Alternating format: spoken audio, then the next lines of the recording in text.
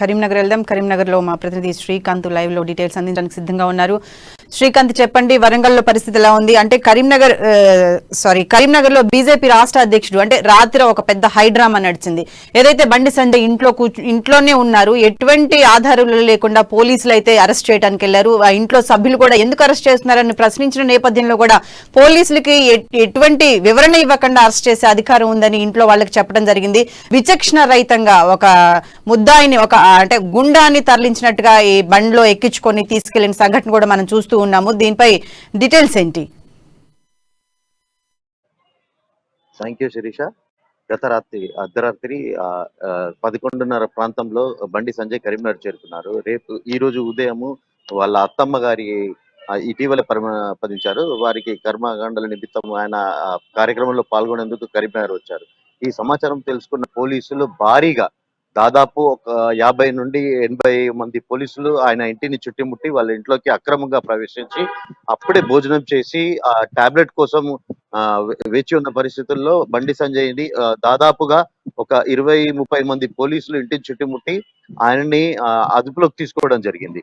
ఎందుకు ఏ విధంగా నన్ను అరెస్ట్ చేస్తున్నారు, దానికి కారణాలు చెప్పాలని చెప్పి బండి సంజయ్ డిమాండ్ చేస్తున్నా కూడా మాకు అధికారం ఉంది అంటూ ఒక రౌడీలా ప్రవర్తించారు. అంటే ఏదైతే కార్యకర్తలు పెద్ద ఎత్తున అడ్డుకున్నారు, చాలా మట్టుకు ఒక సందర్భంలో కాన్వాయ్ ఏదైతే బండి సంజయ్ తరలిస్తున్న కారుకి అడ్డంగా కూడా పడుకున్నా కూడా వారిని కూడా లాగి పడేశారు పెద్ద ఎత్తున. చాలా మందికి ఇందులో గాయాలు కూడా అయ్యాయి. మనం విజువల్స్ లో చూడొచ్చు. అక్కడ ఉన్న ఫర్నిచర్ కూడా ధ్వంసం చేశారు. ఏదైతే కొంతమందికి గోర్లు గోక్కపోవడం లాంటివి అలాంటి గాయాలు కూడా చెట్లు చినిగేటట్టు దారుణంగా, అంటే వీధి గుండా కారణం అంటే అరెస్ట్ చేస్తున్నది ఎలాంటి సమాచారం లేదు. అప్పటికీ కూడా ఎందుకు దానికి సంబంధించిన ఆమెను చూపించాలంటూ కూడా డిమాండ్, అసలు ఈ రుజువులు అధికారం ఉంది అంటూ ఏసీపీ ఒకరిద్దరు కాదు, నలుగురు ఏసీ అధికారులు, 50 మంది డిస్ట్రిక్ట్ గార్డు ఎస్ఐలు అందరు తనని బొమ్మలు రాతే బొమ్మలు తరలించారు. అయితే మాత్రం ఇక్కడ పెద్ద కరీంనగర్ లో ఆందోళన కూడా నిర్వహించారు. తమ నాయకుడిని ప్రయత్నం చెప్పేసి వాళ్ళంతా కూడా బీజేపీ శ్రేణులు అంతా కూడా వ్యక్తం చేసి కూడా కరీంనగర్ లో అంటే ఈ రోజు కాదు కూడా ఏదైతే బండి సంజయ్ దీక్ష సమయం అప్పుడున్న సిపి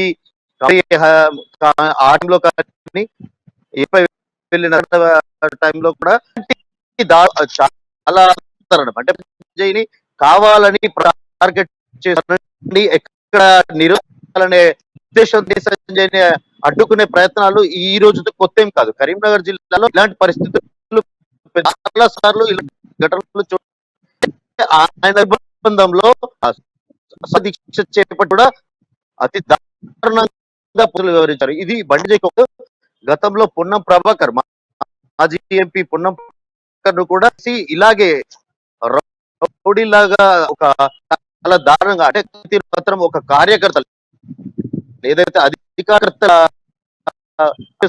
చెప్పేసి అందులో కూడా ఒక పెద్ద చర్చనీయాంశంగా కూడా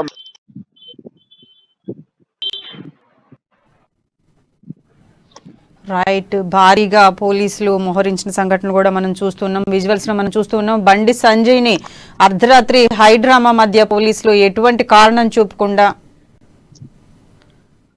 రైట్. ఇప్పుడే మనకి సమాచారం ఏంటంటే సంజయ్ ని కోర్టులో ప్రవేశపెట్టినట్టుగా తెలుస్తోంది. సిట్టింగ్ జడ్జి ముందు విచారిస్తున్నట్టుగా కూడా తెలుస్తోంది.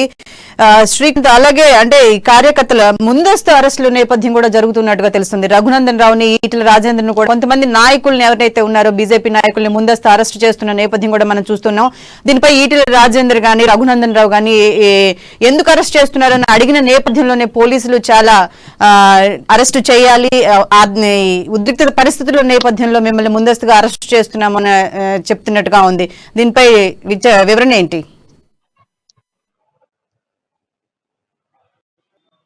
ఇది సంజయ్ కాదు, రాష్ట్ర వ్యాప్తంగా కూడా బీజేపీ అడ్డుకోవడం నాయకుడు శ్రీనివాస్ రెడ్డి ఈరోజు ఆదిలాబాద్ లో అరెస్ట్ చేశారు. ఇటు రఘునందన్ కూడా అంతటితో ఆగకుండా ఈటల హుజరాబాద్ ఎమ్మెల్యే ఉన్నారు కూడా అడ్డుకున్నప్పుడు తాను కూడా ఒక సందర్భం అసలు ఎందుకు చేయాల్సి వస్తుంది అని పెట్టకుండా ఎందుకు అన్నారని కూడా తీవ్ర వ్యక్త పరిస్థితులు ఉన్నాయి. ఇది ఏ ఒక్కరితోనూ ఆగి దాదాపు రాష్ట్ర వ్యాప్తంగా బీజేపీ శ్రేణులైతే అగ్రనాయకులు ఉన్నారని కూడా అక్కడ నిర్బంధంగా అక్రమంగా దౌర్జన్యంగా అంటే ఒక ఎంపీ ఎమ్మెల్యే అనే కనీస విలువ కూడా ఇవ్వకుండా వాళ్ళందరినీ ముగ్గురు అరెస్ట్ తరలించిన పరిస్థితులు నెలకొన్నాయి. ఇదంతే తెలంగాణ ప్రభుత్వం దౌర్జన్యంగా వ్యవహరిస్తుందని చెప్పేసి బీజేపీ శ్రేణులు కూడా రాష్ట్ర వ్యాప్తంగా పెద్ద ఎత్తున నిరసనలు పట్టారు. ఇది కావాలని తమ నాయకుడిని ఇరికించడానికి ప్రయత్నాలు సాగుతున్నాయి. ఎవరో కార్యకర్త 11:30 గంటలో సంజయ్ కి వాట్సాప్ ఈ తనకు కూడా కార్యకర్తలు కూడా పెద్ద ఎత్తున ఆగ్రహాలకు లోనవుతున్నారు. రాష్ట్రంగా ప్రభుత్వ దిష్టి బొమ్మలు దగ్ధం చేయడం కానీ ఆ కేసు దిష్టి బొమ్మలు దగ్ధం చేయడం కానీ ఇలాంటి తీవ్ర పరిణామాలు ఈ రోజు కూడా అట్టుడికిపోయే పరిస్థితి అయితే నెలకొంది. అయితే బండి సంజయ్ కి వాట్సాప్ మెసేజ్ చేశారు ప్రశాంత్ అనే అతను, ఒక జర్నలిస్టు. ప్రశాంత్ కి బండి సంజయ్ కి ఎటువంటి పరిచయం ఉంది, దానికి సంబంధించిన డీటెయిల్స్ ఏంటి? అంటే జర్నలిస్టులకి జనరల్ గా నాయకులతోటి సంబంధం ఉంటాయి, ఏం జరుగుతుంది పార్టీలో డీటెయిల్స్ ఏంటి, న్యూస్లు ఇవ్వడానికి వాళ్ళు మాట్లాడుతూ ఉంటారు. ఈ కేవలం ఒక జర్నలిస్ట్ మాట్లాడిన నేపథ్యాన్ని తీసుకొని అరెస్ట్ చేసే సంఘటన మనం చూస్తున్నాం ఈ రోజు.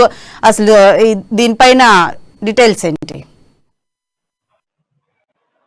ఏదైతే ప్రశాంత్ మాజీ జర్నలిస్ట్, అంతేకాకుండా ఏబీపీ కార్యకర్తగా మనకున్న సమాచారం అయితే ఆ 11:30 గంట ప్రాంతంలో బండి సంజయ్ పేపర్ లీక్ అయ్యింది, ఏదైతే వాట్సాప్ గ్రూప్ లో ఎస్ఎస్సి గ్రూప్ లో లీక్ అయ్యింది అనే సమాచారం తనకు చేయడానికి తను ప్రశాంత్ ఈ పేపర్ ని బండి సంజయ్ కి పంపించినట్టుగా మనకు తెలుస్తుంది.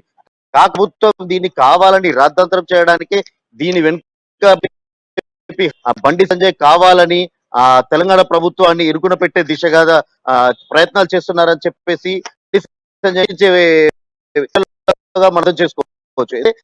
ఉదయం 9:30కు ప్రారంభమవుతుంది. 11:30 గంట అంటే ఇంకో దాదాపు ఒక గంట తర్వాత పరీక్ష ముగిస్తుంది. ఈ ఎవరో చేస్తే దాన్ని ఉద్దేశపూర్వకంగా చేసుకొని ఎలా అరెస్ట్ అని చెప్పేసి రాష్ట్ర వ్యాప్తంగా కూడా అనుమానాలు కూడా వ్యక్తం అవుతున్నాయి. అంటే తన ప్రమేయం లేకుండా, తన నుంచి ఎలాంటి రిప్లై కూడా లేదు. కాకపోతే తాను ఏదైతే ప్రశాంత్ ఇది బస్టికి తీసుకు వెళ్ళాలనే ఉత్సాహంతో తనకి ఫార్వర్డ్ చేశాడు. కాకపోతే దాన్ని ఈ పేపర్ లీకేజీ వెనుక తనే ఉన్నట్టుగా, ఏదైతే బండి సంజయ్ దగ్గరుండి పేపర్ దీని వెనుకాల కుట్రకోణం దాగి ఉంది అనే వరంగల్ పోలీసు కట్టుకథలు అనేది మనకు అర్థమవుతున్న పరిస్థితి అయితే ఉంది Shirisha. Right, thank you Srikanth.